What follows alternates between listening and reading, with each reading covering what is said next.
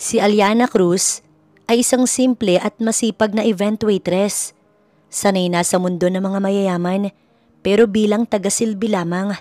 Isang gabi sa isang eksklusibong party, hindi inasahan ni Aliana na mapapansin siya ng misteryosong lalaki sa VIP lounge na si Sebastian Alonso. Isang bilyonaryong kilalang cold, powerful at mailap sa media. Nabighani si Sebastian sa pagiging palaban at hindi maporma ni Aliana. Para sa kanya, she's a breath of fresh air sa mundo ng mga plastic at mapagpanggap.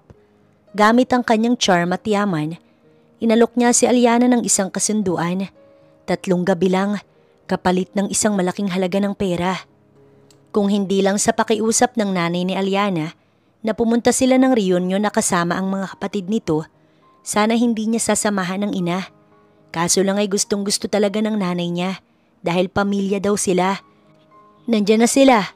Kararating pa lang, nakita agad niya na handa na silang pag-usapan ng mga tiyahin. Ate Cora, tila ba peke pa ang ibinigay nitong tingin?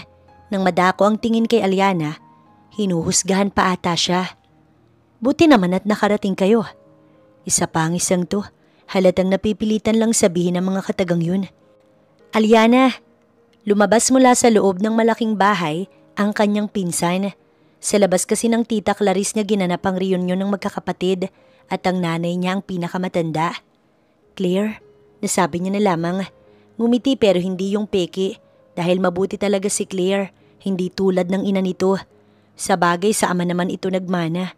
Mabuti at hindi sa kanyang tiyahin. Kamusta na kayo? Hello po Tita Cora. Magalang pang bati. Umirap ang ina nito sabay lapit sa anak. Alam nyo itong anak ko, masyadong abala sa trabaho niya. Palagi nga siyang pinupuri sa trabaho. Proud na sabi ng Tita Clarice ni Aliana. Isa na kasing sekretary si Claire sa isang malaking kumpanya. Ganun ba? Nakaka-proud naman. Ang Tita Celeste niya naman yun. Late na ba ako? Maya-maya pa, dumating na ang pinakabunso at nag-iisang lalaki. Ang Tito John niya na nagbeso sa 2 ate nito, ngunit sa mama niya ay hindi. Ngayon ay kumpleto na tayo. Anang Tita Clarice niya. Pinalabas na sa loob ng bahay ang pamilya ng Tita Celeste niya, maging ang asawa ng Tita Clarice niya at isa pang anak. Nagsimula na ang kwentuhan. Nahula nga niya, noong wala sila, sila ang pinagkukwentuhan ng magagaling. Matapos ang kwentuhan ay kainan na. Maigi na rin yun para makauwi sila ng maaga. Ikaw ate, kamusta naman si Aliana sa trabaho niya? Tanong ng kanyang Tita Celeste. Si Tita Clarice naman ay tumawa lamang. Sinaway pa nga ito ng anak ngunit hindi nagpapigil. Oo nga, kamusta naman ang pagiging waitress Aliana? Ibinaling nito sa kanyang tingin. Ayos lang po tita. At talagang proud ka pa sa ginagawa mo? Mapang-insultong sabi habang may nakakalokong ngiti sa labi.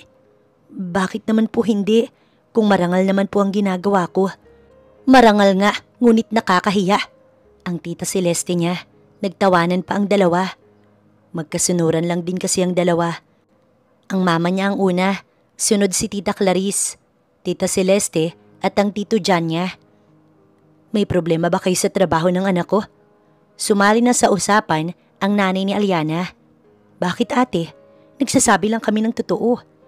Hindi ba nahihiya ang anak mo sa mga pinsan niya na nakatapos ng kolehiyo? Tapos siya ay waitress lang? Sagot nito sa kapatid. Doon nag-init ng lubos ang ulo ni Aliana. May sasabihin na sana siya, ngunit gumanti ng salita ang kanyang nanay. Bakit ko ikakahiya ang anak ko? Kung marangal naman ang trabaho niya at hindi nanloloko ng tao. Ano bang ambag niyo sa buhay namin? Ang naitulong niyo nga sa amin ng mamatay ang asawa ko isinumbat niyo pa. Tumigil ang anak ko sa pag-aaral para buhayin kami ng kapatid niya. Ate, tumahimik ka dyan. Alam ko ang babari ng tingin mo sa akin at sa pamangkin mo. Kaya bagay nga kayong magsama-sama. Tumayo na ang kanyang nanay. Paalis na sana sila pero narinig ni Aliana na bumubulong ang Tita Clarice niya. Waitress pa rin. Kaya sa inis niya, pinatulan niya ito. Mabuti tita't hindi nagmana si Clarice sa inyo no? Ang sama ng ugali niyo eh. Anya't tumalikod na dahil hinila na siya ng kanyang ina. Narinig niya pang nagwawala ito ngunit wala na siyang pakialam pa. Habang sakay na sila ng jeep pa uwi ay natatawa na lang si Aliana. Ang tapang niyo, Nay. Mana talaga ako sa inyo. Anya sa ina na tumawa lang. Kanino pa ba? Laking pasasalamat niya na nagising na ang kanyang mama at hindi na nanahimik na lang basta o inunawa ang mga kapatid.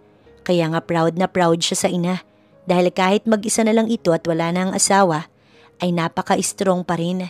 Kaya nga pinapangako niya sa sarili na balang araw, ito naman ang mabibigyan niya ng magandang buhay at hindi na sila aapihin ng mga kapatid nitong nakatikim lang ng ginhawa. Akala mo naman ay kung sino. Talaga ba, te? Totoo ba ang sinasabi ni nanay? Kung ano-ano na naman daw ang sinabi nila Tita Clarice tungkol sa'yo. Kinabukasan, kalalabas pa lang ni Aliana sa kanyang kwarto, ngunit iyon na agad ang bungad ng maganda niyang kapatid na si Allison. Nasa kolehiyo na ito at 1 taon at 1 semestre na lang gagraduate na. Hintayin lang talaga nila na makagraduate ako bilang teacher at isasampal ko sa kanilang diploma. Hindi pa doon yung tapos. Gusto ko rin maging principal. Yun ang gusto ni Aliana sa kapatid. Mataas ang pangarap. Isa pa talagang nakikita niyang nagsisikap ang mahal na kapatid kaya sulit na sulit talaga ang kanyang pagod. Promise yan ha, hindi agad mag-aasawa.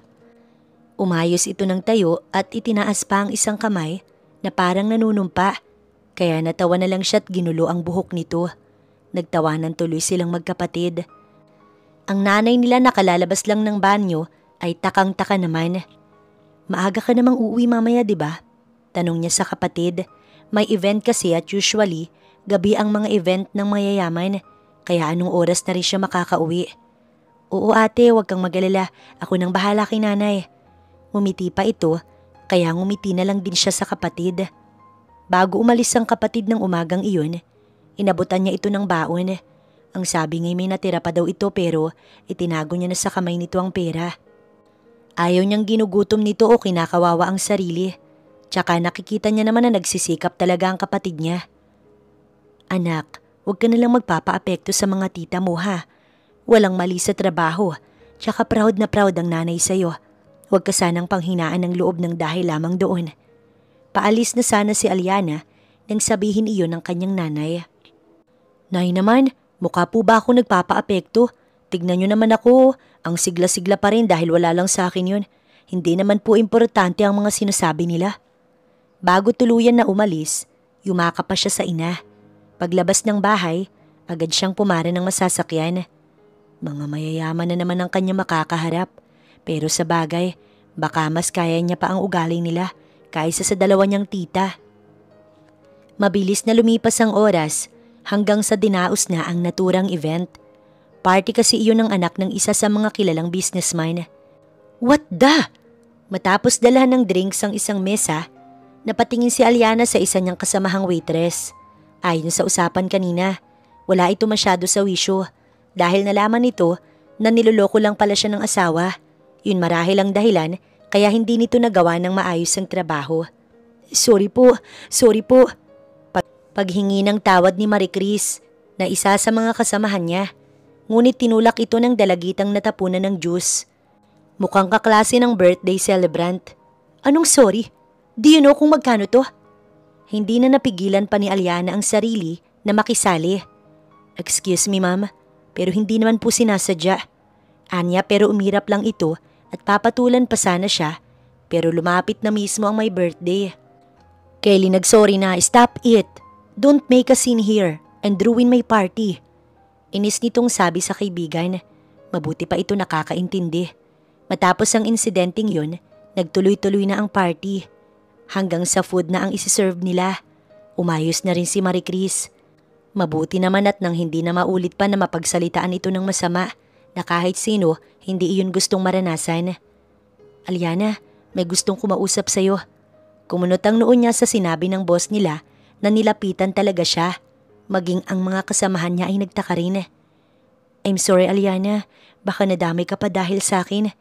Ani Marie Chris sa kanya. Mr. Alonso, here she is. Maiwan ko na po muna kayo. Iniwan na sila ng boss niya. Alam ni Aliana na isa sa mga VIP ang kaharap niya. Tsaka sa suot pa lang nito ay alam na rin. I won't lie. Na-amaze ako sa ginawa mo kanina. Hindi naman po dapat nakaka-amaze ang pagtulong sa kapwa, lalo sa mga panahon na kinakailangan. Well, still hinangaan kita dahil doon. I'm Sebastian Alonso, a CEO. Hindi na po yun nakakagulat.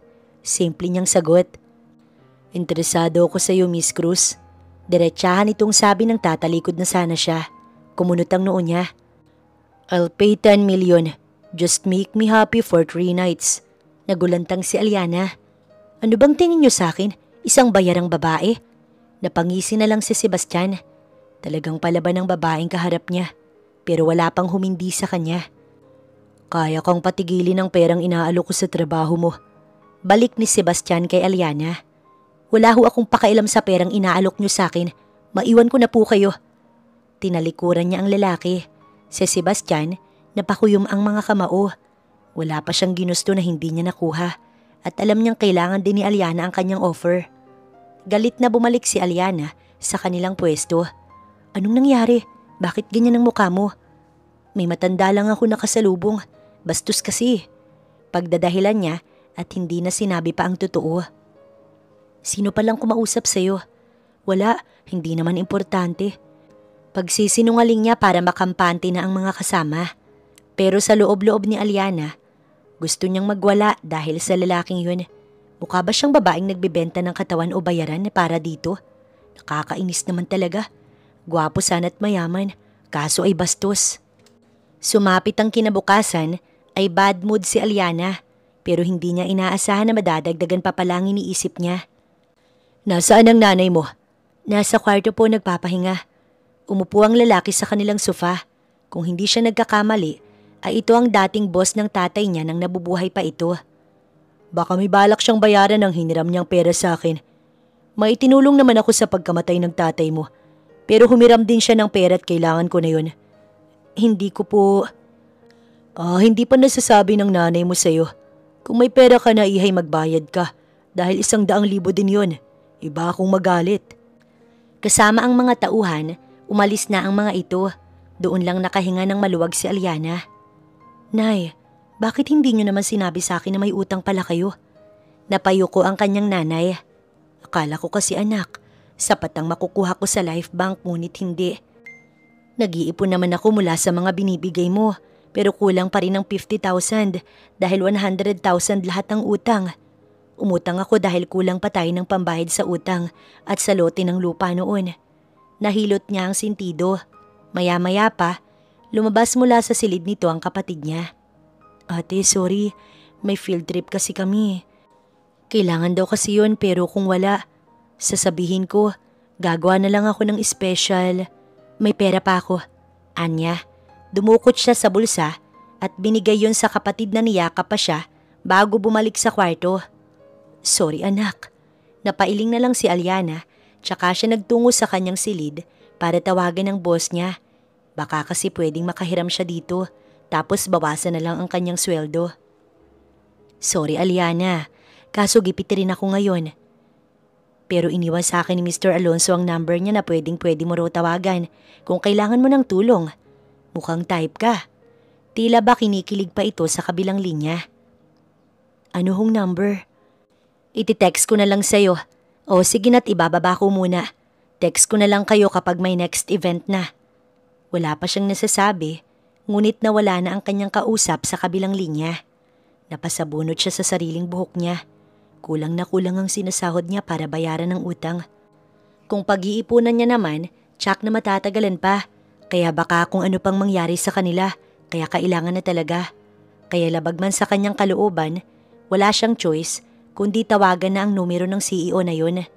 Sa kabilang banda, sinagot ni Sebastian ng tawag. Totoo ba yung offer mo sa akin? Napangiti na lang siya nang marinig ang boses na iyon. Tatanggapin mo na ba? Magkita tayo. May ibinigay itong address. Mas lalong nagsaya si Sebastian. Gusto niya nang mapawi ang init ng katawan. Ano ang biglang nagpabago sa isip mo? Nasa isang restaurant na si Aliana at Sebastian. Gabi na yun at kahit hindi nakangiti o tumatawa ang lalaki, ramdam na ramdam niya ang pangaasar nito sa kanya. Pwede bang makuha ko agad kahit 200,000 muna? Diretsahan niya ng sabit, wala nang hiya-hiya pa. Napabilib niya naman si Sebastian. Barya lang sa akin yun. Pero hindi ako basta-basta nagbibigay ng pera hanggat hindi ko nakukuha kung anong gusto ko. Napalunok si Aliana. Saan mo gustong gawin? Tanong niya. Tumayo ang lalaki at hinawakan ng kamay niya. Isinakay siya nito sa isang nakaparadang sasakyan kung saan may driver din. Saan po tayo, sir? Sa mansyon. Bakit doon? Hindi ba pwedeng sa hotel? Kung sa hotel, mababalita ako at ikaw. Dadami ang babayaran ko para tumahimik lang. Kaya tumahimik na rin siya. Pero nang makarating na sila sa lugar, doon siya tuluyang nanlamig. Nauna pa ngang pumasok ang lalaki at sumunod lang siya. Nagtungo nga agad silang dalawa sa pangalawang palapag ng mansyon. Pagpasok ng kwarto, hindi pa man natatapos ang sasabihin niya. Sinunggaban na agad ni Sebastian si Aliana, kaya hindi na siya nakapagsalita pa. Bumaba agad ang halik nito. Aalisin na sana nito ang mga damit niya, pero nakita nito ang kanyang pagluha. Marunong din palang umiyak ang napakatapang na tulad mo.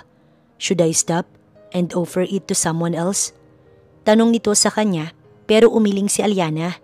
Siya pa mismo ang nag-alis ng kanyang mga sagabal. Tumayo muna si Sebastian at pinagmasdan siya. You're making me crazy. Anito habang nasa ibabaw. Kung saan napupunta ang labing nito. Napapasabunot na nga lang siya sa lalaki dahil sa sobrang nararamdaman niya. Tinraidor siya ng katawan niya dahil nagustuhan niya ang nangyari. Nang mapagod, bumagsak si Sebastian sa kanyang tabi. At dahil na rin sa pagod, unti-unti siyang nakaramdam ng antok. Pero nagawa pa rin niyang marinig ang sinabi ng lalaki. Ready yourself. Magsisimula pa lang tayo. Nagising si Aliana na sobrang sakit ng katawan niya. Hindi niya magawang bumangon at para siyang nabugbog. Ramdam niya rin na wala siyang saplot. Ang lalaking yun, hindi man lang siya dinamitan. Ano pa bang aasahan niya? Katawan lang niya ang gusto nito. Nang makita naman siya nitong nahihirapan, binuhat siya nito pero hindi man lang tinabunan para hindi makita ang katawan niya. No need to be shy. Nakita ko na ang lahat ng yan. Binaba siya nito sa bathtub. Gumaan ang kanyang pakiramdam dahil sa temperatura ng tubig. Matapos ang ilang minutong pag-i-stay doon, gumaan na rin ang kanyang pakiramdam. Sinuot niya ang isang robe doon at lumabas ng banyo na medyo hirap sa paglakad. Seryoso lang siyang tinignan ni Sebastian. We're going to do it again later. Anito na nagpapaalala. Tanda niya naman ang sinabi nito na 3 gabi kaya hindi na kailangan pang magpaalala. Habang kumakain, ay pansin ni Aliana na tila ba pinapanood siya ng lalaki. Ngunit kada madadako ang tingin niya dito, nag-iiwas ito ng tingin. Kaya nag-focus na lamang siya sa pagkain. May utang ang nanay mo sa negosyanteng si Teddy Guzman. Pinadala ko na ang bayad, so wala ka nang dapat intindihin pa. Paano mo nalaman? Gulat niyang sabi. Anything is easy for me kung paano kita madaling nakuha. Tila ba nanliit siya sa sinabi ng lalaki. Pagkatapos niyang kumain, ito mismo ang nagdala palabas ng tray. Pero hindi nawala sa isip ni Aliana ang iniwan nitong mga salita na magpahinga muna daw siya pero mamaya ay gagawin ulit nila. Kaya naisipan niya na munang matulog para mas umukay ang kanyang pakiramdam. Matapos ang ilang oras na tulog, nagising siya dahil pakiramdam niya may taong nanunood sa kanya. Pagmulat ng mga mata, nakita ni Aliana si Sebastian na umiinom pa ng wine. Pero nang makitang gising na siya, binaba ayon ng lalaki sa mesa at lumapit sa kama. Siguro naman sapat na ang pahinga mo. Wala na siyang nagawa kundi ang magpaubaya dahil sila ay may kasunduan. At aminin man niya o hindi, nagugustuhan na rin ng kanyang katawan ang ginagawa nito. Hinihingal na bumagsak si Sebastian sa tabi ni Aliana. Aliana, mauubusan ako ng lakas sa'yo. Kahit mahina ang boses nito ay sapat na para marinig niya. May trabaho ka. Paano yun? Naitanong niya na lamang. Paano kita iiwan? Hindi ako nagsasawa sa'yo, Aliana. Hindi pa. Natahimik na lang siya dahil sa nakuhang sagot. Akala niya muli siyang aangkinin ni Sebastian.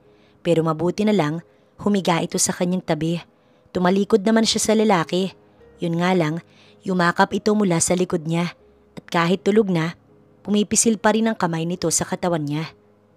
Kinabukasan, nag-text na lang si Aliana sa nanay niya na bukas pa siya makakauwi since hanggang mamayang gabi pa siya sa mansyon ni Sebastian. Ang usapan nila ay 3 nights at nakakadalawang gabi pa lang sila pero ilang beses na siyang inaangkin ni Sebastian. Nasanay na nga rin ang katawan niya sa lalaki.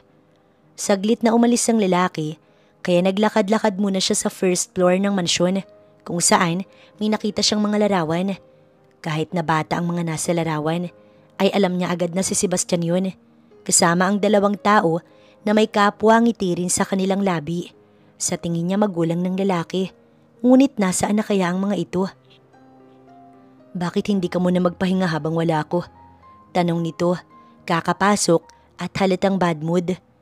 Nakakaboard sa loob ng kwarto. Naglibot-libot lang ako saglit. Mga magulang mo ba yung kasama mo sa picture? Hindi ito sumagot. Tuluyang lumapit at ang mga larawan na tinitignan niya ay bigla nitong tinaob. Let's go. Mahigpit siya nitong hinawakan sa kamay patungo sa second floor. Teka lang, hindi mo pa sinasagot ang tanong ko. Aniya pero hindi siya nito pinansin at nagtuloy-tuloy lang sila sa kwarto sa itaas. Una pa lang ay alam niya nang hindi yun ang kwarto ng lalaki dahil walang kagamit-gamit. Gusto ko lang naman malaman kung nasaan ang mga magulang mo. Napapikit si Sebastian. Bakit ba nagtatanong ka pa? Pera lang ang kailangan mo, di ba? Hindi nakasagot si Aliana sa sinabi nito. Sinimulan na rin ng lalaki na hagkan ng leeg niya. Ngunit hindi man lang siya gumalaw. May tumulo ring luha mula sa kanyang mata. Tumigil si Sebastian sa paghalik sa kanya. Tumigil ito sa ginagawa nito. Napamura, tsaka siya iniwan sa kwarto. Dahil kasi sa mga sinabi nito, naalala niya kung ano ang pinasok niya na pilit na kinakalimutan. Habang si Sebastian ay napapamura, habang pababa ng hagdan, sa ibang tao niya na ibuhos ang kanyang galit. Ayaw niya rin kasi talagang tinatanong tungkol sa kanyang mga magulang. Pero pilit niya pa ding pinapaniwala ang sarili na babayaran niya naman ng babae kaya hindi pa rin siya dapat na makonsensya. Ngunit bakit ganoon ang nararamdaman niya? Samantala si Aliana, pinapakalma ang sarili. Dapat kasi hindi niya pa iralin ang kanyang nararamdaman. Hindi niya magagawa ang dapat na gawin kung ang pagiging emosyonal ang kanyang paiiralin. Kaya tinuyo niya ang mga luha. Baka kasi may pumasok at siya'y makita. Nang sumapit ang tanghalian, dinalhan na lang siya ng pagkain sa kwarto. Mukha daw kasing ayaw niyang bumaba, sabi ng katulong ayon sa amo nito. May paki din pala sa kanya ang lalaki pagkatapos siyang pagsalitaan ng masama o baka nakukonsensya lang. Kung ano man, gusto niya lang na matapos na ang lahat para hindi na sila magkita. Gabi na nang bumaba si Aliana. Kanina dinalhan lang siya ng hapunan kaya nakakain na siya. Pero naisipan niya pa ring bumaba. Pagbaba niya, naabutan niya si Sebastian sa sala na umiinom. Marami ng bote sa mesa na walang laman kaya alam niyang marami na itong nainom. Bumaba ka din. Natatawa nitong sabi. Kahit na medyo lasing at nasa wisyo pa rin. Nauuhaw kasi ako.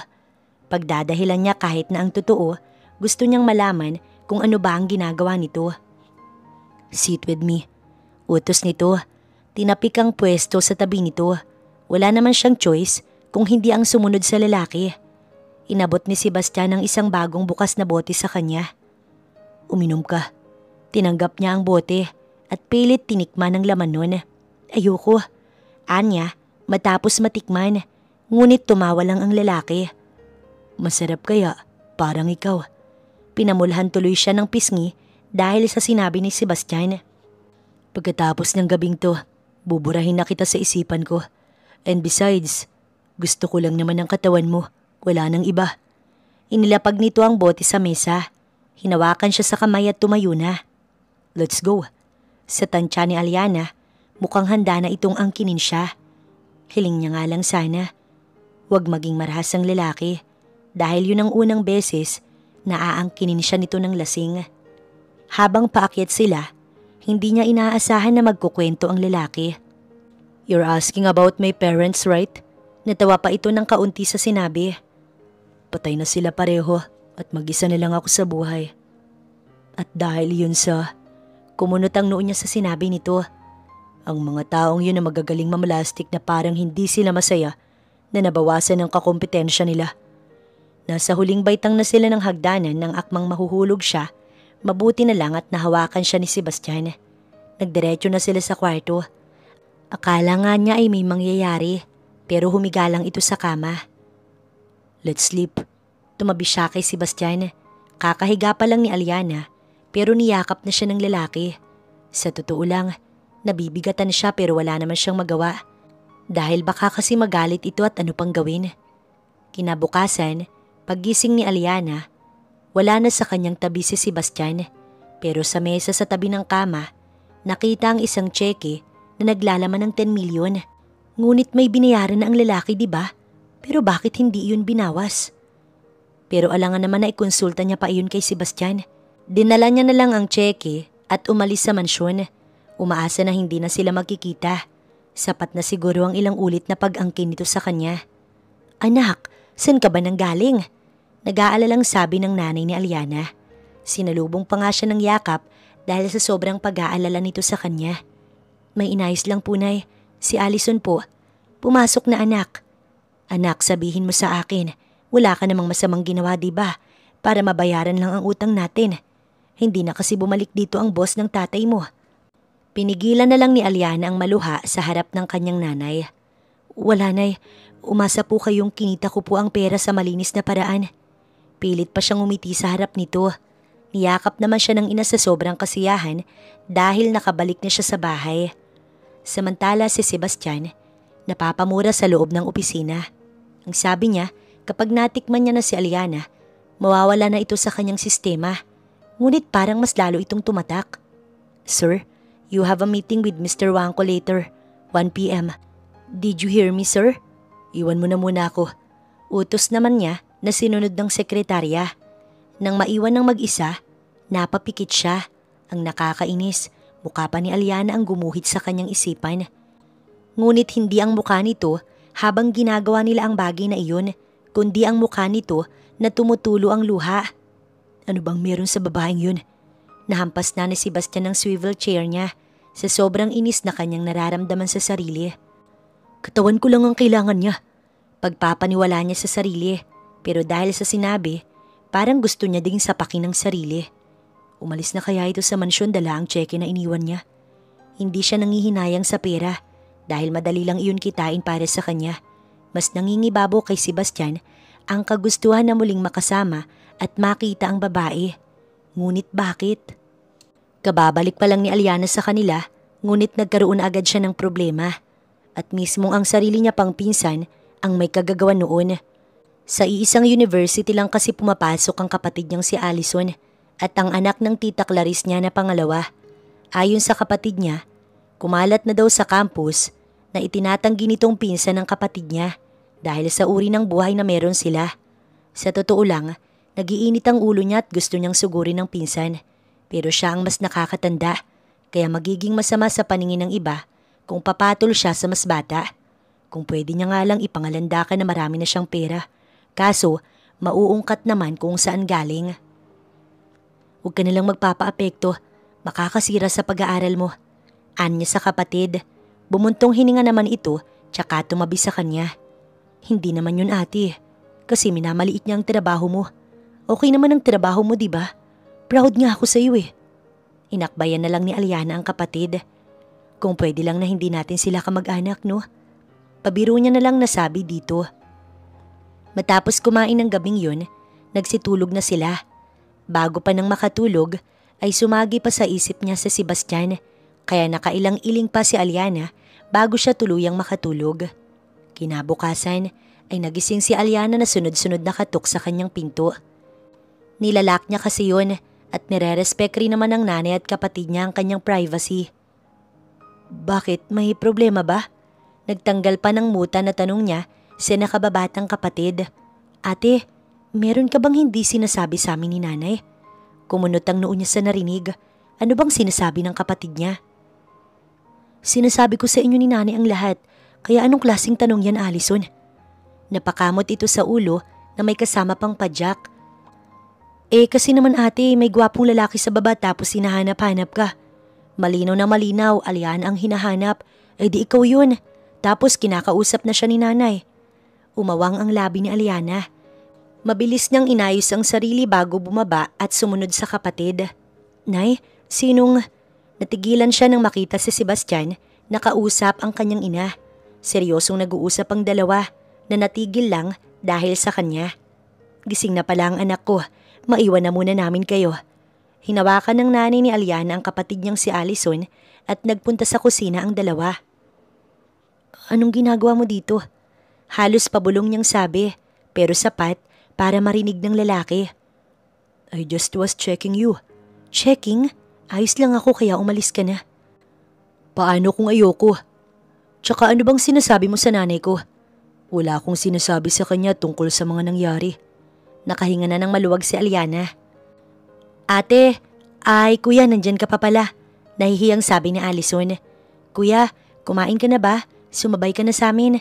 Masarap pong magluto ang nanay namin. Kahit kailan naman talaga ang kapatid niya. Sure. At ang walang yang lalaki hindi man lang tumanggi. Nakakatuwa naman iho na dahil sa trabaho ng aking anak, mayroon siyang naging kaibigan na tulad mo. Sa narinig ay halos mabulunan si Aliana. Inabutan siya ng tubig ng kapatid. Ate kasi ingat sa pagkain. Pagpapaalala pa ng kapatid niya. Kaibigan daw?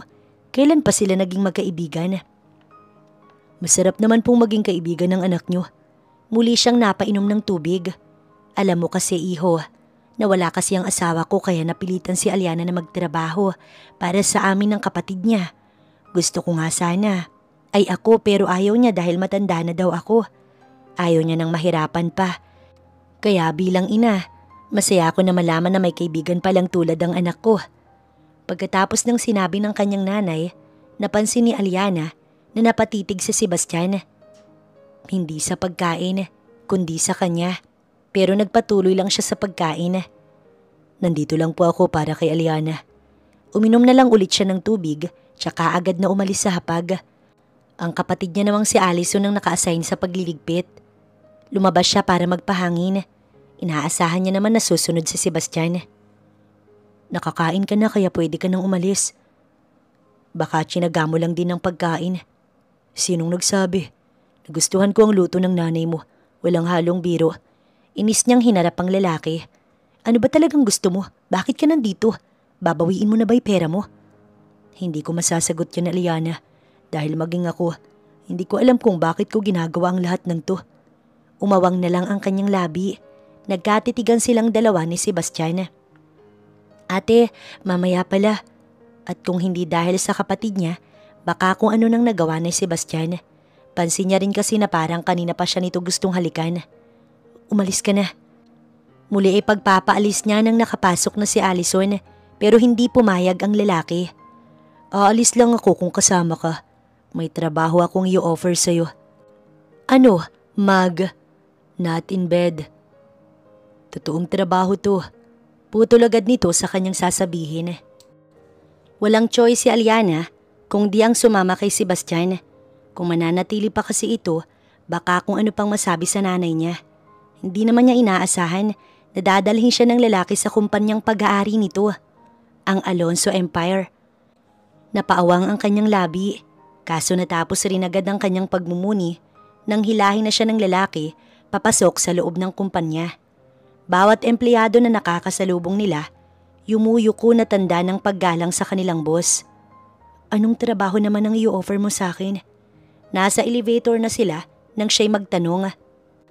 Cathy, pinapayagan na kitang mag-apply sa ibang bansa. Pwede mo nang makasama ang pamilya mo doon. Akala ni Aliana magagalit ang kausap nito, pero nagulat na lang siya dahil napapalakpak pa sa tuwa ang babae. Thank you, sir. Gagawin mo akong sekretary? Nilingon niya sa Sebastian. Ano pa ba? Umupo na ang lalaki sa swivel chair nito. Hindi, aalis na ako. Pagtatanggi niya, pero natigilan siya sa sinabi ng lalaki. Wala ka ng choice kundi ang mag-take over. Umalis na rin yun agad si Cathy dahil sa sobrang excitement. Hindi rin naman kita papagurin. Ewan niya ba pero parang double meaning ang sinabi ng lalaki. Ewan ko sa'yo, hindi pwedeng nasusunod ang lahat ng gusto mo. Ano na ngayon? Gusto mo ko? Anong gusto mo? Gusto mo ang katawan ko? Huwag mo kong paglaruan, Mr. Alonso, dahil yun na nga ang tingin ko sa sarili ko. Ang dumi-dumi ko na. Nandidiri na ako sa sarili ko dahil sa ginawa ko. Kaya pwede ba tigilan mo na ako? Nawala ang ngiti sa labi ni Sebastian dahil sa narinig. Eto ba ang gusto mo? Oo, kulang pa nga pala ng isang gabi. Unti-unting tinatanggal ni Aliana ang pagkakabotones ng suot nitong damit, pero bago pa matapos ang babae, kaagad siyang lumapit para pigilan. What the hell are you doing? Galit niyang tanong at siya mismo ang nag-ayos ng damit nito. Ikinagulat naman ni Aliana ang ginawa ni Sebastian. Sinabi ko na sa'yo, totoong trabaho at walang kahit ano. I'm sorry if I make you feel that way. Tama ba ang naririnig niyang nagsusorry sa kanyang lalaki? Gusto ko lang talaga na maging sekretary kita. Hindi ko alam kung anong nangyayari sa akin, Aliana, dahil sa'yo, or maybe gusto na kita. Ramdam agad ni Aliana ang pamumula ng pisngi dahil sa narinig niya. Pero ilang araw lang tayo magkakilala at baka ang katawan ko lang ang gusto mo. Balik niya kay Sebastian. Lumayo ito sa kanya at tumalikod. Bumuntong hininga, tsaka muling humarap. Then, let me prove it to you. Muli itong lumapit sa kanya, tsaka sila sabay na lumabas ng opisina at muling umalis ng kumpanya kahit nakadarating lamang nila doon. Saan tayo pupunta? Pero imbis na sagutin ang tanong niya, may sinabi ang lalaki na lugar at sa pagkakaintindi niya ay restaurant ata. Let's go. Anito nang nasa harap na sila ng restaurant, ngunit ayaw niyang bumaba dahil alam niyang pangmayaman lang ang lugar na iyon. Ayoko dyan. Pagtanggi niya, pero nanatili ang lalaki sa labas ng pinto kaya bumaba na rin siya. Mamaya'y may magtaka pa kung anong kaartehan ba ang ginagawa nila. Pagpasok nila sa restaurant ay sa VIP agad sila kung saan may nadaanan sila ni Sebastian na pamilyar na tao. Nagkatinginan pa nga silang dalawa at hindi siya pwedeng magkamali. Ang pinsan niya yung si Claire na kilala niyang mabait at mahinhin, pero ang ikinagulat niya nang bigla itong halikan ng kaharap, isang sekretary si Claire. Teka, boss ba nito ang humalik sa pinsan niya? What happened? Para kang nakakita ng multo. Pero umiling na lang si Aliana, tsaka siya nagpaalam na magbabanyo muna. Nakaharap siya sa salamin nang may pumasok. Wala sanang makakaalam sa mga kamag-anak natin ang nakita mo, Aliana. Wala na ang bait nito at sa unang beses, nakita niya ang pagiging mataray. Naiintindihan mo ba, Aliana? Wala dapat Tsaka siya nito iniwan sa loob ng banyo. Napahilamos na lamang siya sa sariling palad. Ang pinsan niyang ubod ng bait at hinhin sa kanyang paningin, may tinatago palang side. Bakit ang tagal mo? Tanong ni Sebastian pagbalik niya. Mismo agad ako. Paano kung oo? Papayag kang halikan kita ngayon? Sagot naman ito na labis niyang ikinagulat. Kilala mo ba yung babaeng nadaanan natin kanina? Pag-iiba ni Sebastian sa usapan. Wala na kasi siyang masabi. Pinsan ko. Simpleng sagot at umupo na. Boss niya ang kasama niya and they're having an affair. Napaawang na lang ang labi ni Aliana. Kanina ay hinala pero ngayon confirm na. Talaga? Paano mo nalaman? Alam ng mga kakilala ni Mr. Velasco ang pangangabit niya at sa tingin ko pumapayag ang pinsan mo. Hindi siya makapaniwala. Gulat na gulat pa rin. Hindi kasi ganun ang pagkakakilala ko sa kanya. Baka kasi itinatago niyang tunay na siya. Anyway, let's just eat and don't mind her. Dagdag pa nito nang dumating na ang order nilang dalawa. Tahimik na kumain si Aliana dahil sa kanyang iniisip. Alam ba ng tita niya ang ginagawa ng anak nito?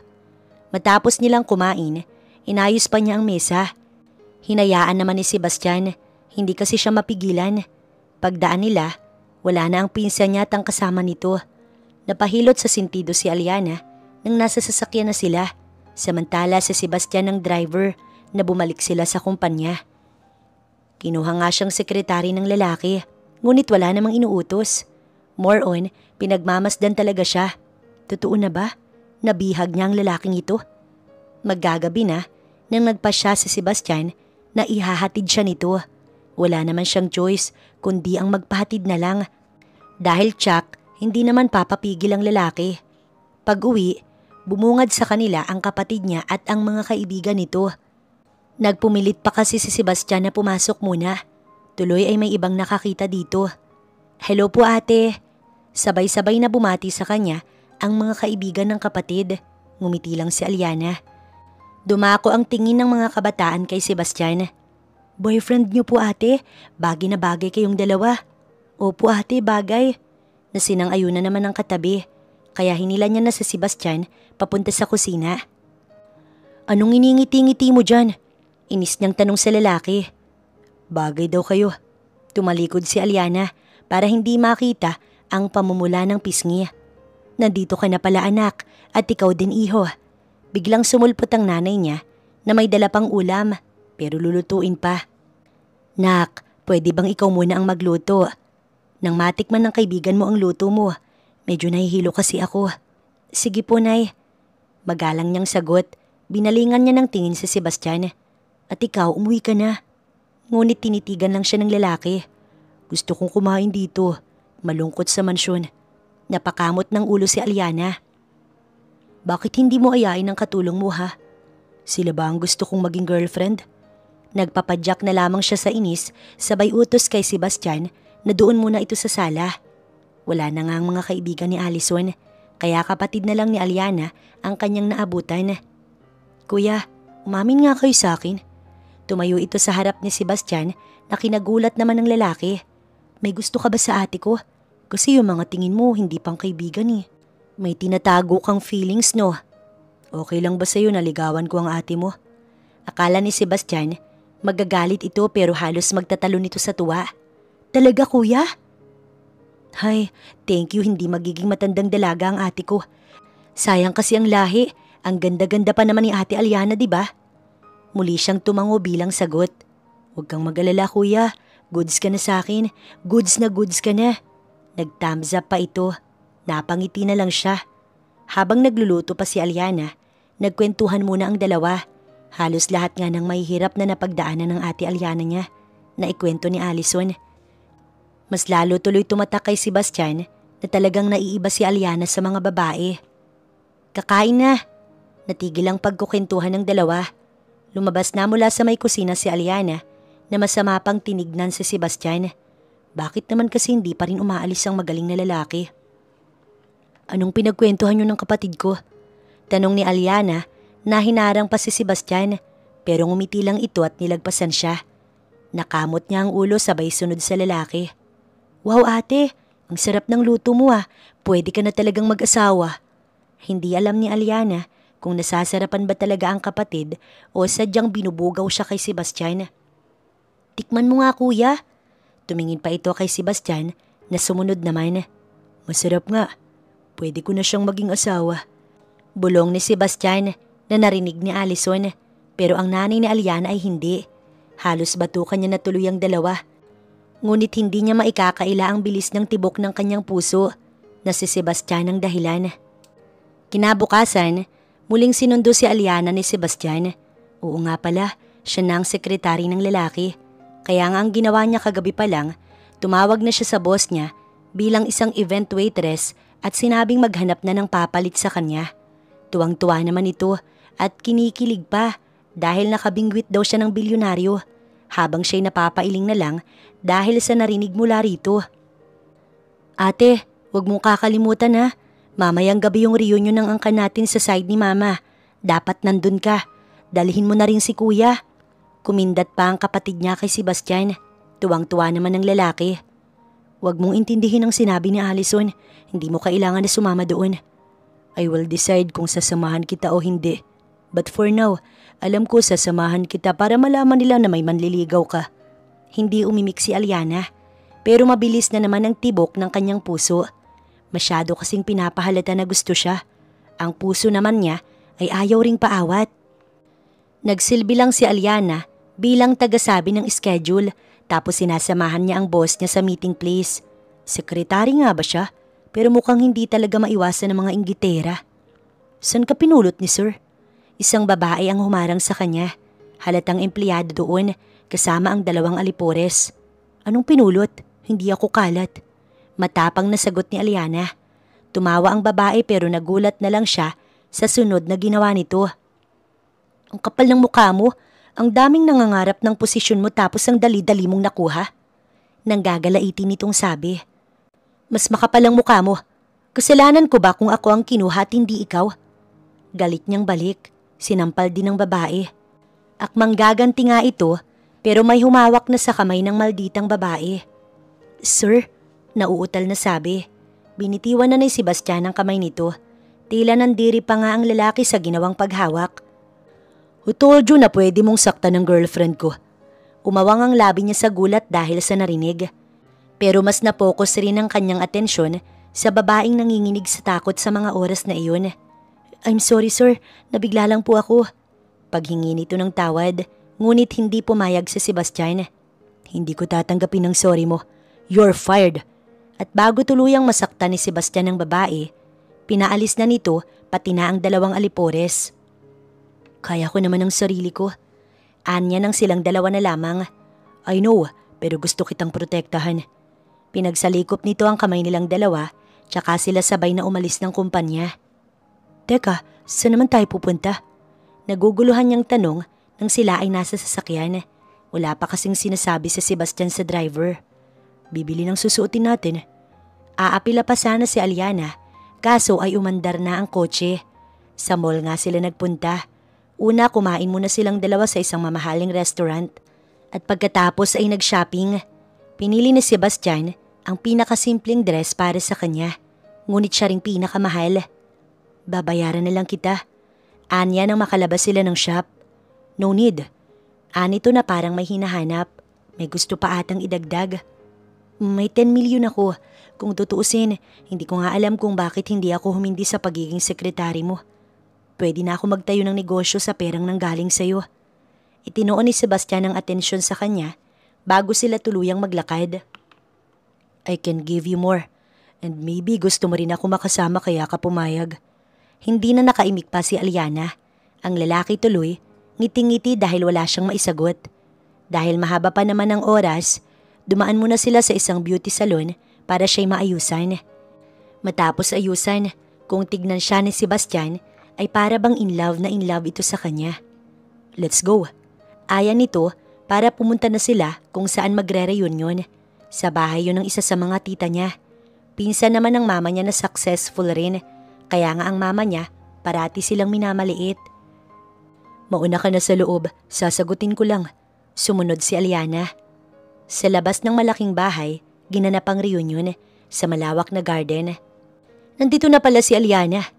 Gulat na napatingin sa kanya ang tita Clarice niya, maging ng tita Celeste niya ay ganun din. Lalo na ng nanay ni Aliana at ng kapatid niya. "Ate, ang ganda mo." Kitang-kita ni Aliana kung paanong napairap ang tita Clarice niya. Paano kaya kung sabihin niya sa lahat ng nandoon ang kalandian ng anak nito? "San mo naman hiniram yan na talagang nagpaayos ka pa?"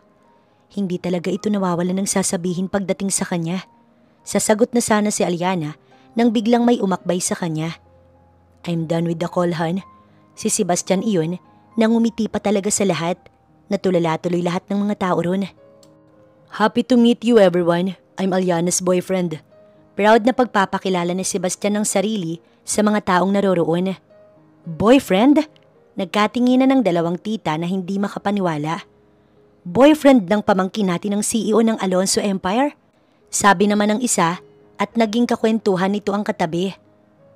Kukontrahin sana ni Aliana kasi kung gagawin niya yun, ipapahiya niya naman ang sarili niya pati na si Sebastian. Maya-maya pa, dumating na ang pinsan niyang si Claire na nakipagbeso sa ina nitong si Clarice. Masama siyang tinignan, pati si Sebastian. "Nandito na pala nga na kung successful. Kanina ka pa hinihintay ng mga tita mo. Ikwento mo nga sa kanila anak na niragaluhan ka ng boss mo ng bahay." Proud na proud ang tita Clarice niya sa pagkukwento. Samantala sila ni Sebastian, lumapit sa nanay niya at sa kapatid niya. "Hindi ako pinapansin ng mga kapatid ko. Siguro dahil sa nasabi ko nung reunion namin." "Hayaan niyo na sila, Nay, kung yan ang gusto nila." Sabi na lang ni Aliana. Maya-maya pa, lumapit sa pwesto nila si Claire. "Aliana, pwede ba kitang makausap?" Bait-baitan naman ito at tinatago ang tunay na kulay sa harap nila. "I'll go with you," ani Sebastian, ngunit tumanggi na siyang samahan siya nito. "Kaya ko na," anya, at sumunod sa pinsan. "Bakit isinama mo ang lalaking yun? Para ipagyabang? Tapos sisirain mo ko sa kanila?" Nasa may tago silang lugar na nag-uusap. Pero kontrolado pa rin ni Claire ang boses. Takot na may makarinig. Ano bang sinasabi mo? Bakit gusto mo? Gusto mo sabihin ko sa kanila kung anong nakita ko? Pangahamon niya sa pinsan. Naging malademonyeta ulit ang mukha nito. Subukan mo, Aliana. Subukan mo lang. Banta nito, ngunit hindi nagpatinag si Aliana. Basta na lamang niyang iniwan ng pinsan.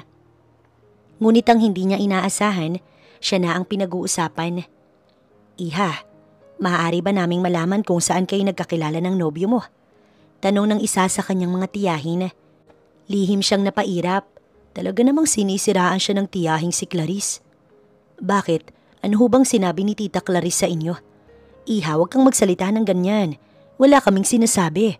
Ang Tita MB mo ang nagtatanong. Bait-baitan ang kanyang Tita Celeste. Pero bakit hindi mo masabi? Ano? Totoo talagang isa sa mga pinagsilbihan mo bilang waitress, tapos nagustuhan ka dahil inakit mo? Tumatawang sabi ni Clarice. Doon na tuluyang naubusan ng pasensya si Aliana. Bakit ang anak nyo? Paano niya nakuha ang regalong bahay ng boss niya? Ilang laplapan ang ginawa nila? At saan umabot ang pangangabit niya? Matapang niyang sagot. Lumapit na tuloy si Sebastian at pumwesto sa likuran niya. Kanina pa noong wala siya, gusto na nitong makipagsagutan, ngunit pinigilan lang talaga ang sarili. Anong kwento yan, Aliana? Baka naiinggit ka lang sa akin kaya mo sinasabi yan. Palagi pa naman kitang pinagtatanggol kay Mommy. Pagpapaawa ni Claire na naabutan ng usapan. Bakit ako maiinggit sa isang kabit na tulad mo? Hindi ko naman sasabihin dapat Pero punong-puno na ako sa nanay mo. Punong-puno na ako sa inyong lahat. Sa pangmamaliit nyo sa nanay ko. Doon na nailabas ni Aliana ang lahat na tinatagong galit. Hindi totoo yan, Iha. Ang Tita Celeste niyang nagmamalinis. Anong hindi? Hindi nyo nga pinapansin ng nanay ko. Dahil sa sinabi niya sa reunion nyo last time. Nilait nyo ang pagiging waitress ko. Pero sino ba ang mas kalait-lait? Pinunasan ni Aliana ang tumulong luha mula sa kanyang mga mata. Sa sobrang galit, naluha siya. Salamat sa pag-imbita. Anya't nagmamadaling lumabas. Sumunod naman sa kanya si Sebastian. Pati na ang kanyang nanay at kapatid niya. Samantala ang mga kamag-anak nila ay naiwan sa loob. Sa loob ng sasakyan, panay ang tulo ng luha ni Aliana. Ang nanay at kapatid ang katabi niya sa may passenger seat, samantala si Sebastian ay katabi ng driver. Dahil sa patuloy na pag-iyak, hindi pansin ni Aliana kung paano napapakuyom ang kamao ni Sebastian. Mabuti pa kaya, umuwi ka na muna kuya, kami nang bahala kay ate. Pinagmasdan muna niya ang babae bago tinanguan ang sinabi ng nakababata nitong kapatid. Bukas na lang siya babalik. Pero ngayon, gusto niyang maramdaman ng pamilya ni Aliana ang sakit na nararamdaman ng babaeng mahal niya dahil sa mga ito. Oo, mahal niya na si Aliana at gagawin niya lahat para maprotektahan ito at maiganti sa mga nangaapi rito. Kinabukasan, mabilis na kumalat ang balitang mayroong kabit ang sikat na negosyanteng si Benj Velasco. Binanggit ang pangalan ni Claire Flores. Gulat na gulat si Claire at ang pamilya nito. Napatay pa nga ng tatay nito ang TV sa sobrang galit. Halos madurog din ang remote dahil sa pagkakahawak nito. Ano yun, Claire? So totoo ang sinasabi ni Aliana tungkol sa'yo? Sa nakita niya? Palakad-lakad ang Ginoo. Sobrang namomroblema dahil sa balitang kumakalat tungkol sa anak niya. Dad, hindi po yun. Bago pa matapos ang sasabihin, isang malakas na sampalang natanggap ni Claire mula sa kanyang daddy. Humarang si Clarice para protektahan ang anak mula sa asawa.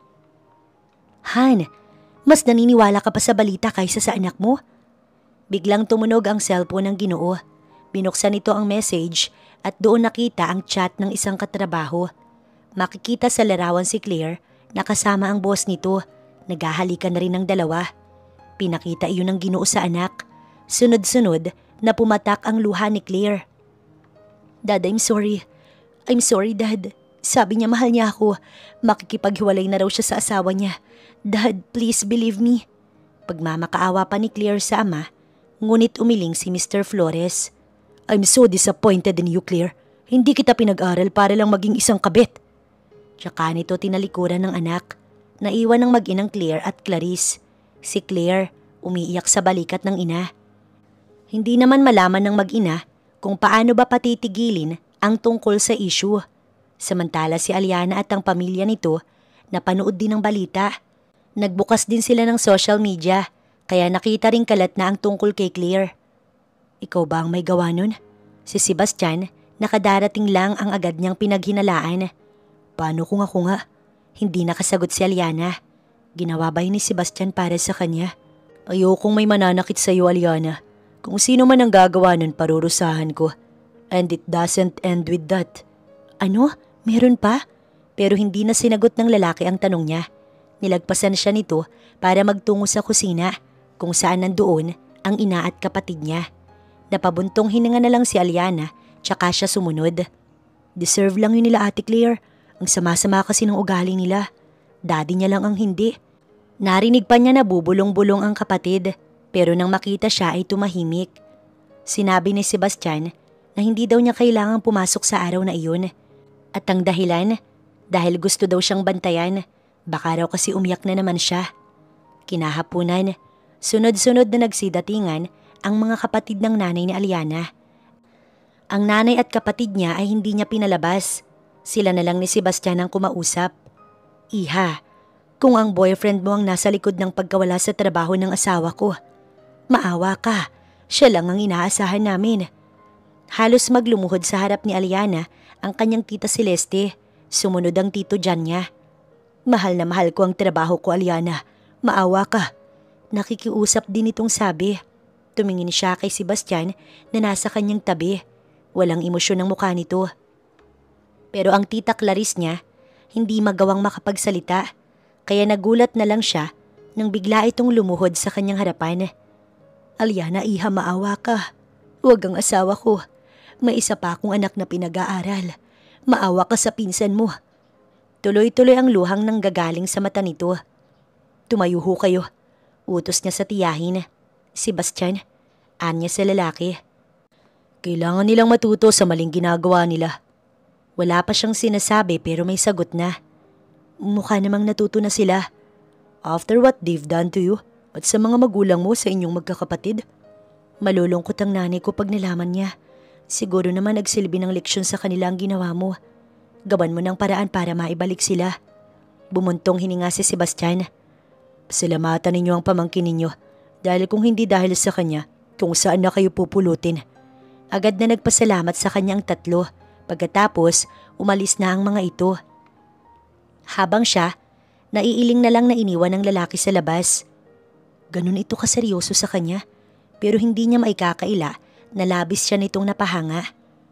Oo nga pala anak, hindi pa nawawala sa isip ko. Ano ba ang totoo? Kaibigan mo lang ba talaga si Sebastian? Ano yung sinabi niya kagabi? Pagpapanggap lamang ba iyon para sa mga tiyahin mo? Naguguluhang sabi ng kanyang nanay.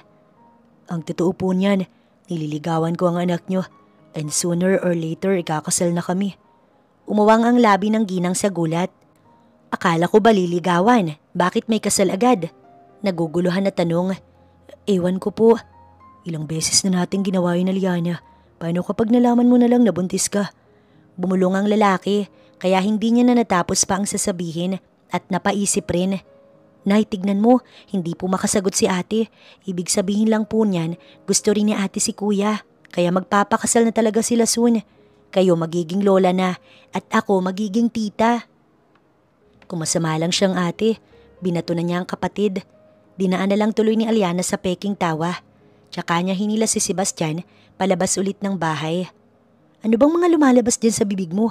Iilang araw pa lang tayong nagkakilala tapos kung ano-ano nang nagagawa mo. Yun nga pero gusto na kitang maging pag-aari ng panghabang buhay.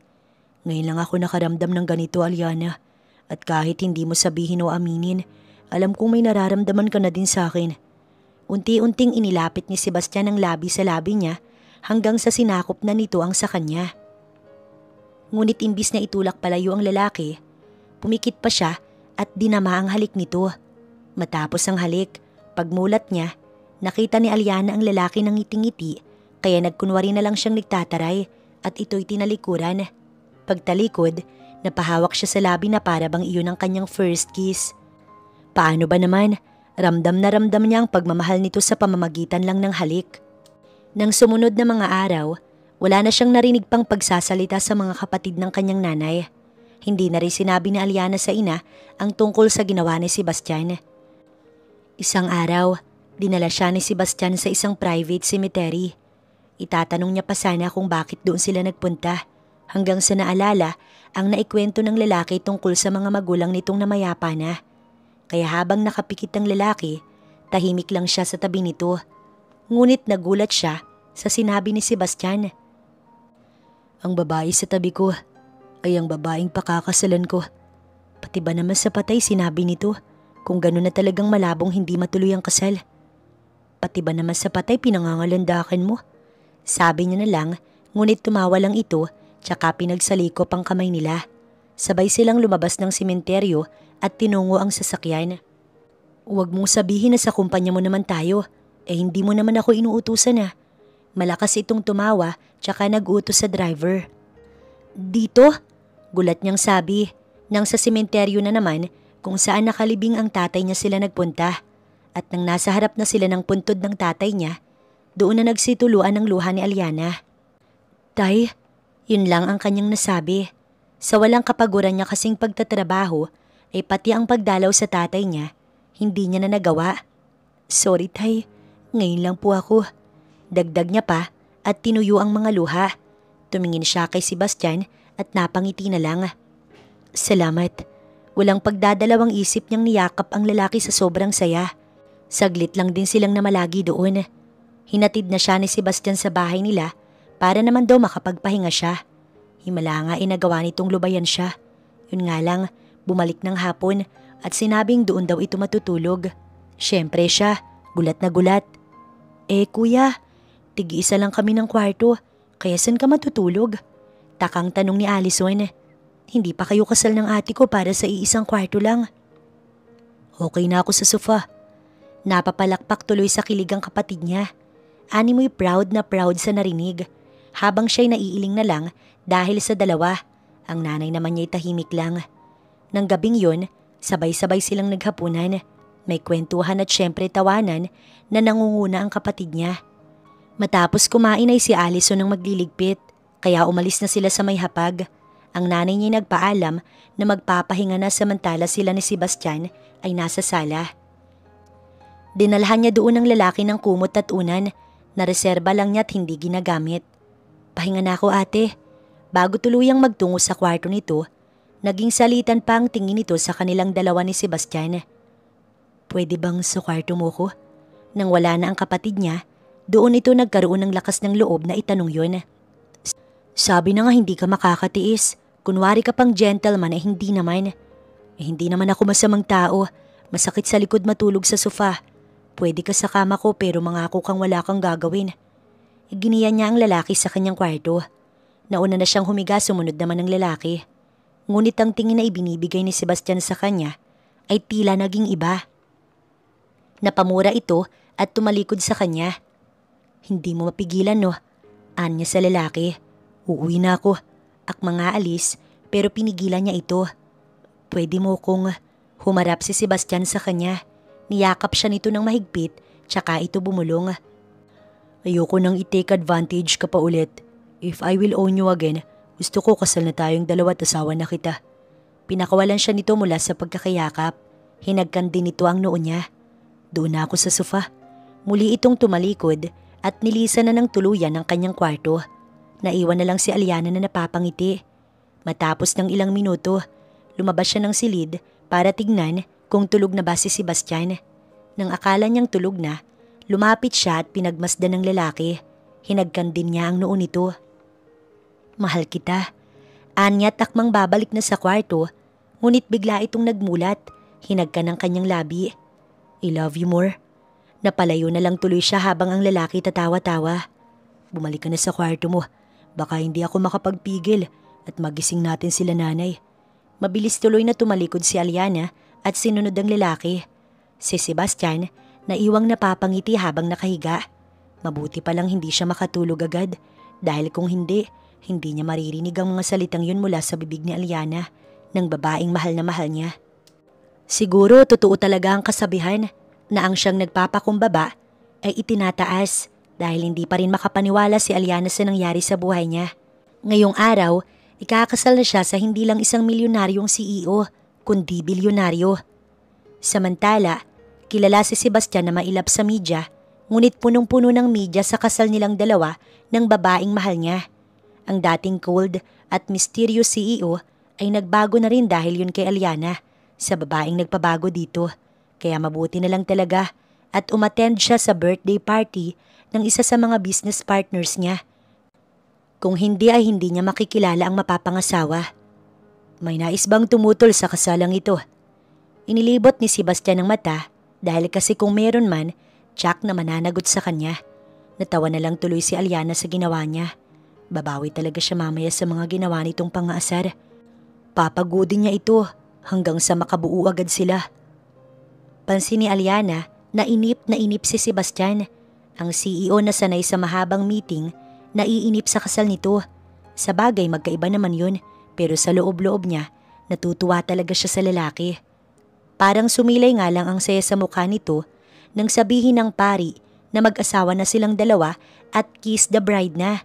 Mabilis nitong inalis ang pagkakatakip ng belo at buong puso siyang hinagkan sa harap ng kanilang mga bisita. Ang mga kapatid ng nanay niya, inimbita naman nila, kaso nga lang siguro nahihiya pa rin sa mga pinaggagawa ng mga ito. Balita nga niya, tinigil na ni Claire ang pangangabit. Mabuti naman at ganun. Pero hindi inaasahan ni Aliana na paglabas nila ng simbahan, nandoon ang mga kapatid ng nanay niya at ang kanyang mga pinsan.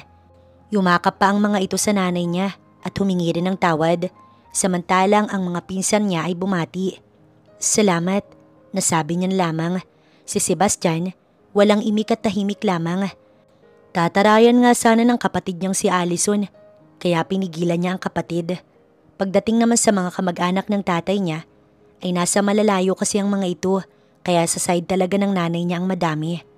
Sa reception ay lahat ay nagsasaya, lalo na silang dalawa ni Sebastian na tuwang-tuwa sa mga bisita. Kaso lang ay panay ang bulong nito na kung pwedeng pumuslit sila ng alis, pero binibigyan niya lang ito ng nakakalokong iling. Kaya ayun, sa honeymoon nila ito bumawi. As in bawing-bawi na pinagod talaga siya. At halata ang matagal na pagtitiis at pagtitimpi na ginawa naman ito talaga. Hindi na tuloy siya nagtaka nang pagkatapos ng isang buwan, buntis na siya sa panganay nilang anak ni Sebastian. At nang sabihin niya iyon sa lalaki, para bang ito na ang pinakamasayang tao sa buong mundo. Lalo na nang malamang lalaki ang panganay nilang anak, may pasuntok-suntok pa ito at ilang araw na hindi pumasok sa kumpanya para bantayan siya. Kung hindi niya lang ito tinakot, hindi ito titigil. Habang lumalaki ang anak nila, naging protective sa kanila si Sebastian na naiintindihan niya naman dahil sa mundo daw ng negosyo, hindi mo talaga alam kung sino ang kaibigan o hindi. Takot na ulit itong mawala ng mahal sa buhay. Dahil iyon ang naging dahilan noon, kaya naging cold ito at tingin sa lahat ng nakakasalamuhang mayayaman ay plastic. Pero ang anak nilang si Sabiel Liam Alonso ay lumaking may malasakit sa kapwa. Sorry po sir, sorry. Ngumiti ang bata sa waiter na nabangga ito at may natapon na kaunting juice sa damit ni Sabiel. 16 years old na ang anak nila ng araw na iyon. Ngunit imbis na magalit dahil parang sira na ang birthday nito, tinulungan pa nito ang waiter. Dad, baka may libre pong posisyon ng company mo. Baka pwede pong ipasok si kuya. Napailing na lang si Sebastian sa sinabi ng anak nila na nasundan naman ng tawa. Padami ng padami ang empleyado ko dahil sa'yo. Manang-mana ka sa mami mo. Mabuti ang puso pero palaban din. Last time pinagtanggol mo yung isang waiter na inapi ng bisita natin. Dad, kasi tayong nakakaangat, kaya tayo dapat ang tumulong. Ginulo ng asawa niya ang buhok ng anak nila. No need to explain.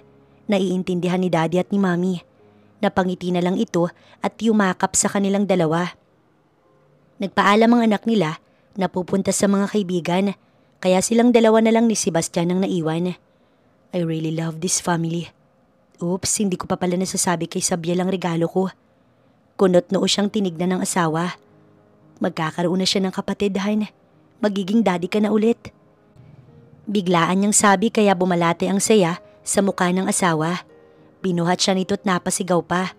Naagaw tuloy nila ang spotlight kay Sabiel na mukhang okay lang naman dahil masayang-masaya din ito sa nalaman. After ilang years ba naman ay mabibigyan pa nila ito ng kapatid. I love you so much. Walang hiyahiyang hinagka ni Sebastian ang labi niya kahit maraming nakatingin. Gumanti din naman siya ng halik sabay ngiti. I love you more, my husband. Sino ba namang mag-aakala na ang mahirap niyang buhay noon ay iba na ngayon at ang isang kasunduan na 3 gabi lang mauuwi sa habang buhay nilang pagsasama ng bilyonaryong si Sebastian Alonso.